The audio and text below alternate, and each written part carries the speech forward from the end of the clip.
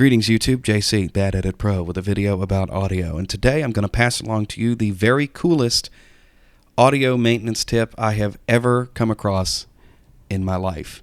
And that is a revolutionary and very effective way of keeping your stylus clean. Now, if you are an audio nut and you have a turntable, you probably know that your stylus gets gunked up after a while playing mini records. You get dust on it, you dredge up gunk from the grooves, and you have to clean it occasionally. There are many stylus cleaning kits available on the web, and having bought my first turntable in many, many years, I was looking at those kits this morning and trying to figure out which one I wanted. Most of them are priced between $25 and you could go as high as $90 if you were really serious about it. And I kept looking at these different things, and I couldn't make up my mind. And I kept coming across references to the magic method of cleaning a stylus. And I finally narrowed that down to find out what it was all about. Now, if you have a really nice cartridge, it's worth a lot of money. Your replacement stylus is between $25 and $80. You probably wouldn't think that you would use this to maintain it. Do you know what that is? That is a Mr. Clean magic eraser. And it works like crazy. And here's what you do. Get a Mr. Clean magic eraser and cut off a sliver of that magic eraser. Now you want to use the white part. You don't want to use the part that's blue. Some of them have detergent in them. You can use those, but you want to make sure that you use the white part. There are two methods for doing this. Method one is just to simply take your sliver of the magic eraser and move it up to your stylus and allow the stylus to punch into it. Now do this 2 or 3 times.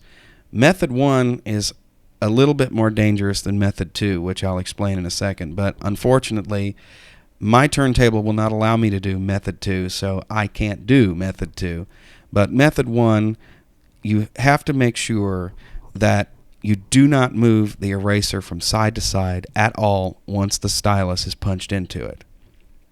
If you do, the fibers in the magic eraser may grab the tip of the stylus and rip it right off of the shank.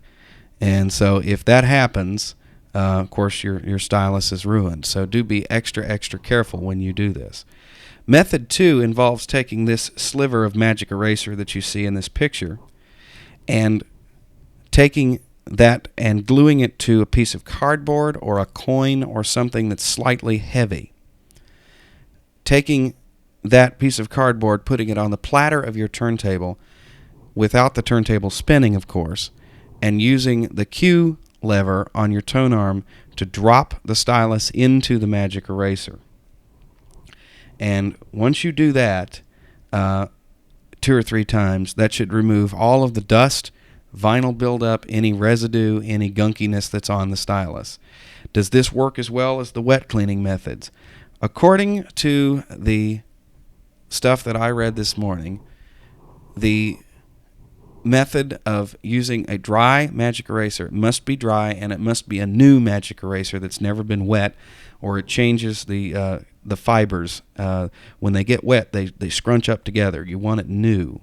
Okay, it works better than the liquids, and as far as I'm concerned, to tell you the truth, I think it's safer, because the solvents that are in most stylus cleaning liquids can dissolve or compromise the glue that holds the diamond onto the end of the cantilever, what you're looking at right now. With the magic eraser method, you never wet the stylus. And according to what I read this morning, and I'd love to give the fella credit who ran all this down, but he did not give his name, so I can't do it. According to him, he has done this on many different cartridges, some in really bad shape, some styluses that have run for 1,000 or 2,000 hours and have a great deal of buildup on them, and they all come out looking like new. So I tried it on my turntable. I have 2 styluses. I have the one that came on the turntable, which I don't know how old it is, and I have the replacement, which I just put on, and I'm keeping the original as a backup in case I break the new one.